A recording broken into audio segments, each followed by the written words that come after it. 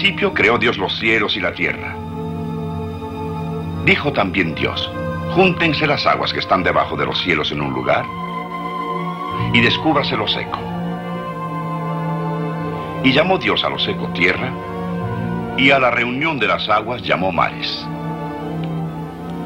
Dos reinos formados por la mano de Dios: la tierra, habitación del hombre, y el mar, al que se ordenó que produjera en abundancia seres vivientes. La familia marina es inmensa. Abarca seres de todos los tamaños, formas y colores imaginables. En ella se cumple literalmente la orden creadora de Dios: fructificad y multiplicaos, y llenad las aguas en los mares.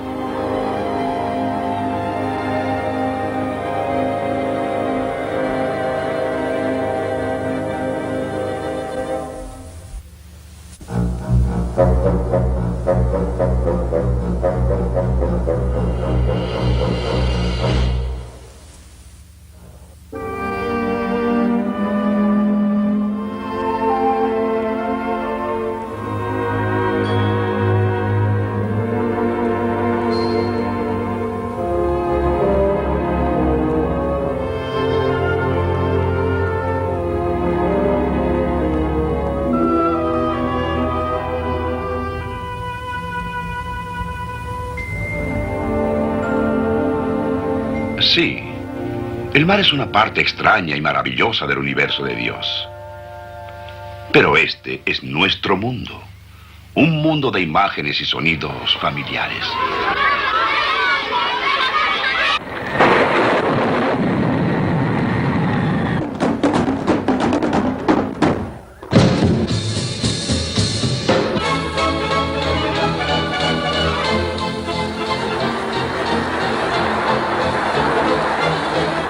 El oído nos dice casi tanto como el ojo acerca del medio en que vivimos.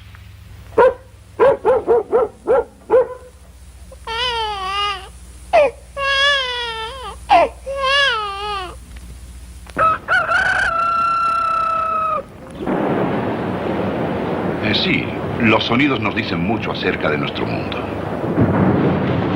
Pero debajo del mar, al hombre lo envuelve un silencio arrollador. Aquí, sus oídos no le dicen prácticamente nada. Con razón al mar, desde hace mucho tiempo, se le llamó la profundidad silenciosa. Y a través de los años, los escritos sobre la vida marina apoyan esa teoría. El hombre declaró categóricamente que el océano era tan silencioso como una tumba en citas como esta de un destacado manual acuario europeo.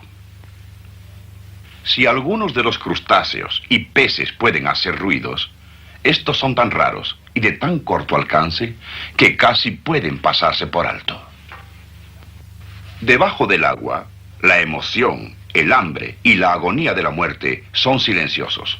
Pero aunque no lo fueran, ningún oído sería capaz de oírlos. Con el siglo XX comenzó una era maravillosa, la de la radio, en que se desarrolló el tubo al vacío que amplifica las corrientes débiles, y el micrófono, que cambia las ondas de sonido en energía eléctrica. Era inevitable que en poco tiempo se ideara un método para usar estos instrumentos electrónicos y escuchar debajo del agua. Surgió un aparato que, aunque primitivo e improvisado a toda prisa, podía detectar ruidos de los barcos que pasaban, sonidos submarinos. Resultó que el mar no era tan silencioso. Pero ese descubrimiento no era demasiado asombroso. Ya sabíamos que el sonido viaja 5 veces más a prisa por el agua que por el aire. Así que si el agua es tan buen conductor, ¿por qué no oímos los sonidos del mar? Uno de los obstáculos es el límite entre el aire y el agua, que aísla casi tan efectivamente como una gruesa pared. Pero aún más importante, el oído humano sencillamente no funciona bien dentro del agua. En este ámbito se necesitan otros oídos. Oídos diseñados expresamente para uso submarino. Este conocimiento condujo a crear un instrumento llamado hidrófono, un micrófono submarino que detecta sonidos en el mar con una claridad ni siquiera soñada.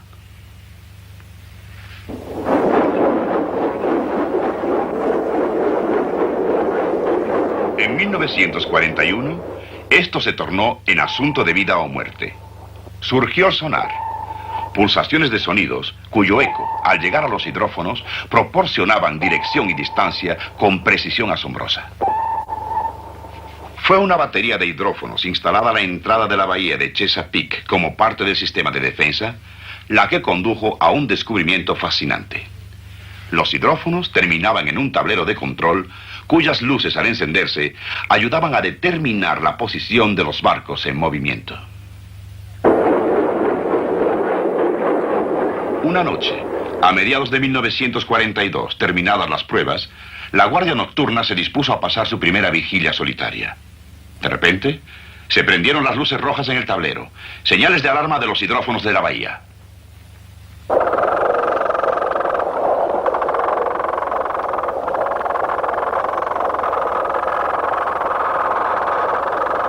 ¿De dónde venían esos extraños sonidos? No se pudo hallar rastro de ningún navío desconocido.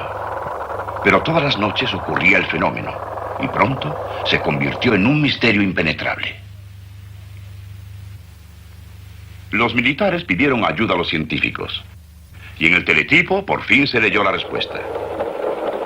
No hagan caso señales raras hidrófono, sonidos producidos por cardúmenes de corvinas blancas o roncadores. Peces que hablan.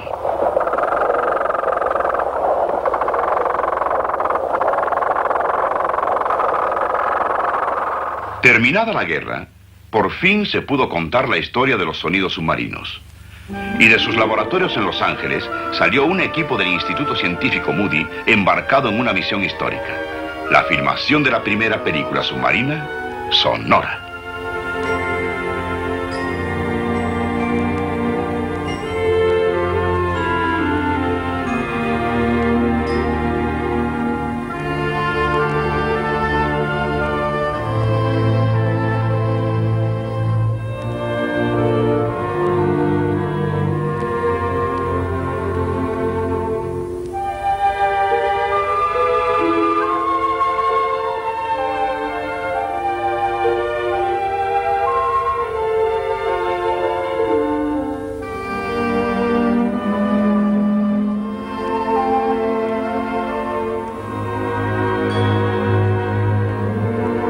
Así comenzó una serie de descensos a la azulina región acuática.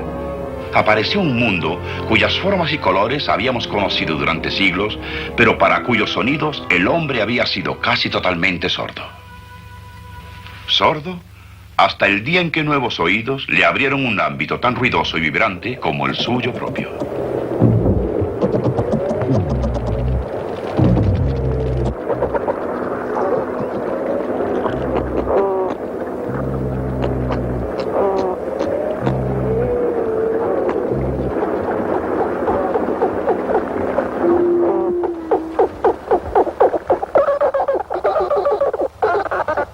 Algunos de los sonidos se podían reconocer fácilmente.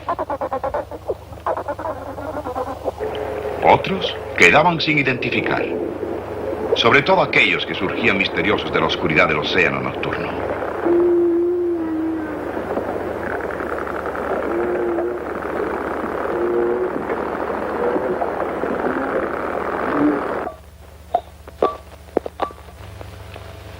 No todos los sonidos se identifican tan fácilmente como el de este amigo.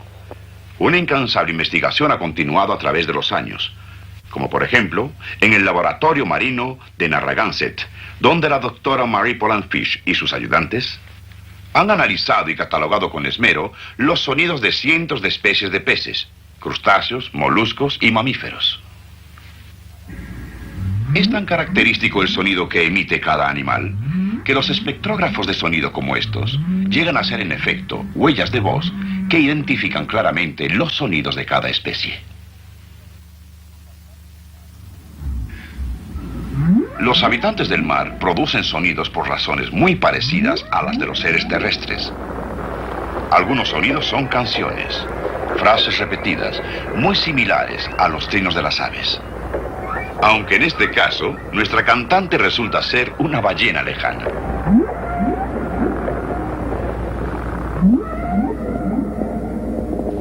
Otros recuerdan el zumbido de los insectos en una noche cálida. Pero la mayoría de los sonidos biológicos son llamadas intencionadas, advertencias o respuestas al dolor o al miedo.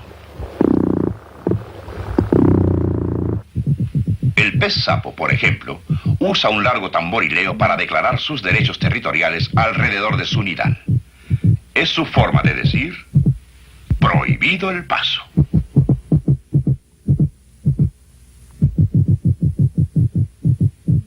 Sin embargo, para su dulce amorcito, utiliza un tono de voz muy distinto.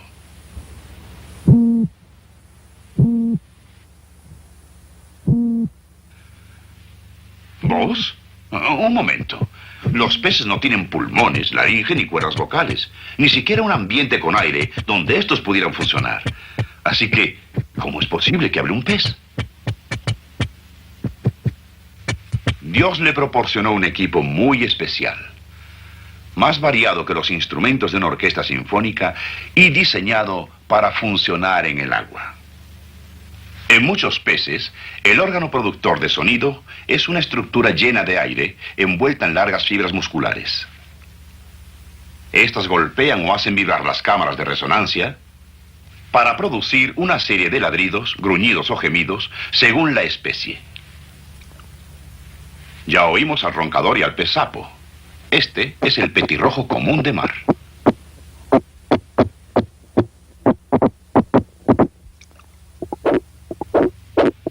El pez zumbador posee algo así como una sección de percusión propia, un órgano similar a una escofina ubicado en la garganta. Está acoplado a sonadores que amplifican el sonido. El esqueleto sirve para producir las notas del coto espinoso. Los huesos del cinturón pélvico transmiten vibraciones musculares a los costados del pez que lanzan sonidos como los parches de un tambor.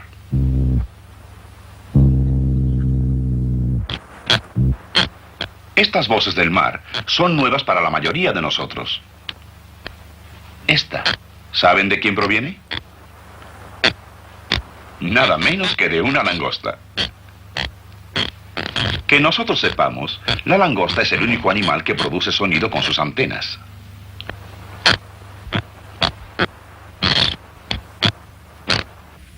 Sin oídos electrónicos, podríamos nadar a través de una escena rocosa como esta sin percatarnos de la presencia de millones y millones de diminutos camarones crepitantes.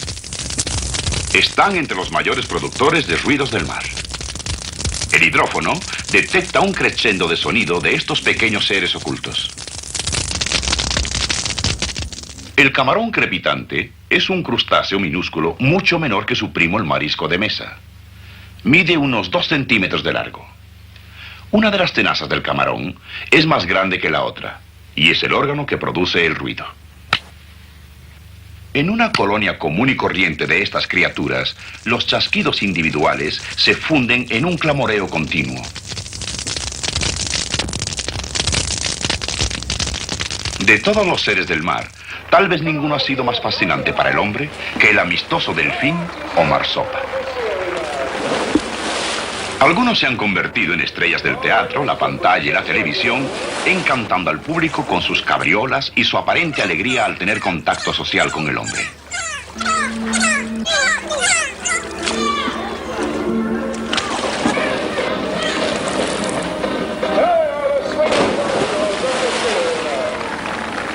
Los delfines no son peces, sino mamíferos de sangre caliente que respiran aire, de una inteligencia tal que solo es superada por la del hombre. Los alegres chirridos y silbidos que contribuyen a la diversión en un circo marino pueden ser emitidos tanto arriba como debajo de la superficie del agua. En el mar abierto se emplean con cierta frecuencia entre los miembros de un cardumen para comunicarse entre sí. ¿No hay oídos que los oigan? Nada está más lejos de la verdad. Todo el cuerpo del delfín puede percibir sonido, pero los oídos están diseñados especialmente para ser empleados en el agua, aún a las aplastantes presiones a más de 300 metros de profundidad. Todo su sistema auditivo da a este animal un sorprendente sentido del oído. exactitud para orientarse y sensibilidad a frecuencias de más de 180.000 Hz o ciclos. Capacidad mucho mayor que la del oído humano. Pero hay más. Se le ponen anteojeras de caucho sobre los ojos a este delfín en Marineland del Pacífico, en California. Luego, se arrojan 3 aros al agua.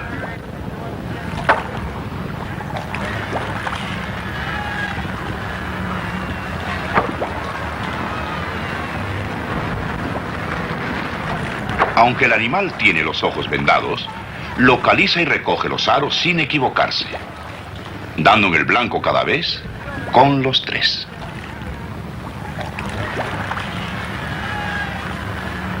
¿Cómo lo hizo? Con sonar, ni más ni menos.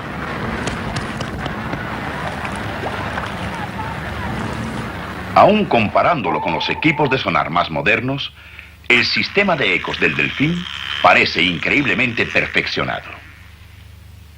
Cerca del respiradero están las estructuras que producen pulsaciones intensas de complejo sonido. Las oímos como series rápidas de agudos chasquidos. El cráneo y otras secciones de la cabeza dirigen hacia adelante la mayor parte de la energía sonora.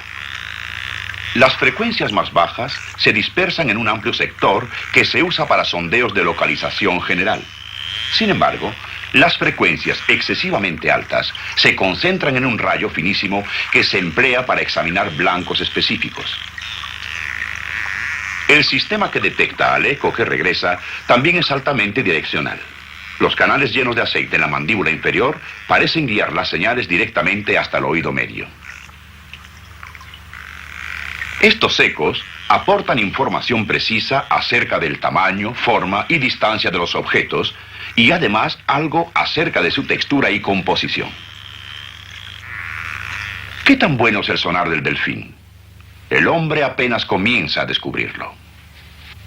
En Punta Mugu, California, una delfín de nariz de botella llamada Doris puede, con los ojos vendados, distinguir los diferentes materiales de que se componen estos discos usados como blancos.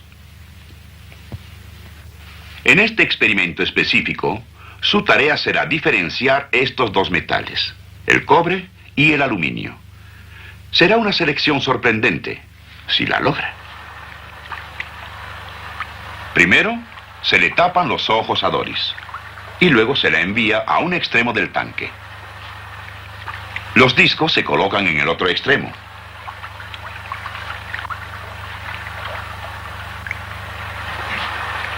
Se da la señal y Doris empieza su carrera. En su actual ceguera total, debe nadar entre las vallas y luego identificar el blanco de cobre que se ve a la izquierda. Escuchen. El silbato anuncia su triunfo y su premio. Antes de cada prueba, los blancos se quitan y se vuelven a colocar al azar. Esta vez habrá un cambio.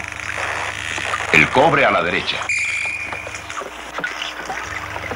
Ahora va a repetirse. El cobre se quedará a la derecha. Fíjense en el movimiento exploratorio mientras compara los ecos de los 2 blancos antes de hacer su elección.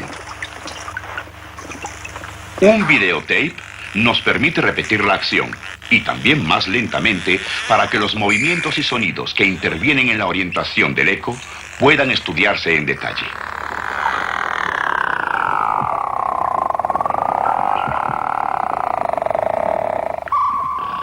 En experimentos como este, los hombres de ciencia siguen indagando el alcance completo de la vida sónica del delfín.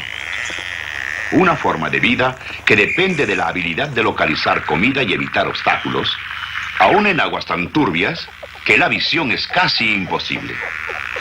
Esto no es solo un asunto de conveniencia, sino de supervivencia.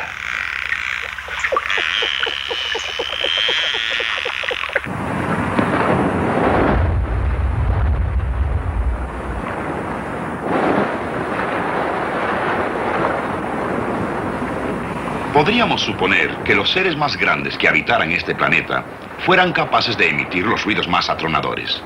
Y en efecto, entre las frecuencias más bajas que se oyen en el océano, se encuentran las de algunos gigantes increíbles como la ballena jorobada.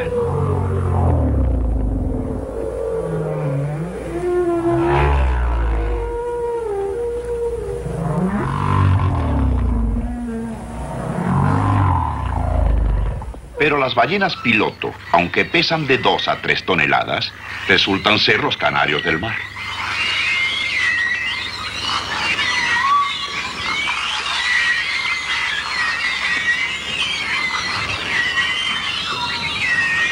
El tamaño poco nos ayuda para predecir el tipo de voces que poseen las ballenas.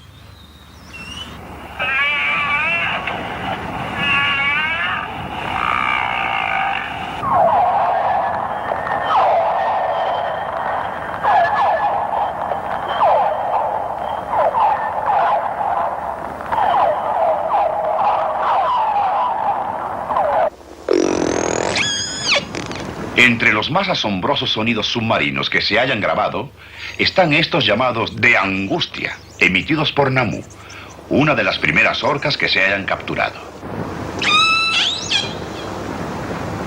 Mientras se remolcaba al animal hacia Seattle, se avistaron otras ballenas en las cercanías. Y los gemidos de Namu se escucharon por el hidrófono haciendo eco a través de las aguas.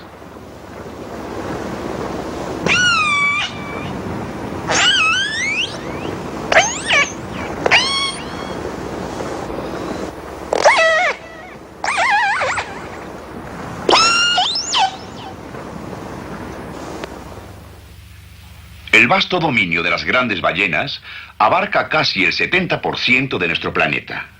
Hacia el norte, cerca del polo, los océanos comienzan a congelarse y a cubrirse de grandes masas de hielo polar. En estas regiones flotantes y fragmentadas viven algunos de los músicos más increíbles del mar. Esta es la canción de Erignathus, la foca barbuda.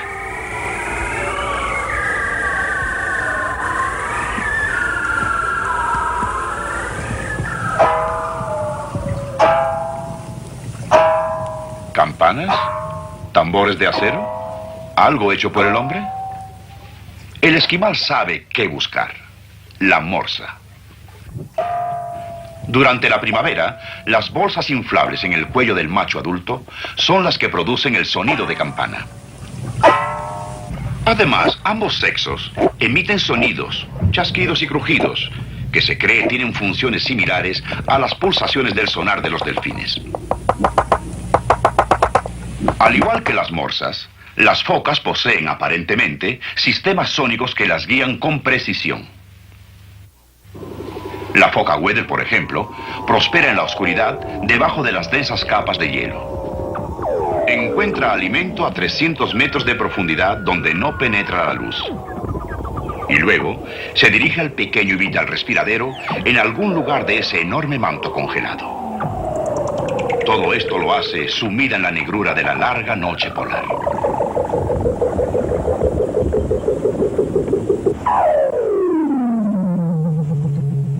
En estas regiones es donde nos damos cuenta de una asombrosa realidad. En el llamado silencioso mar abundan los seres cuya existencia depende precisamente del sonido. Aquí pueden vivir los ciegos.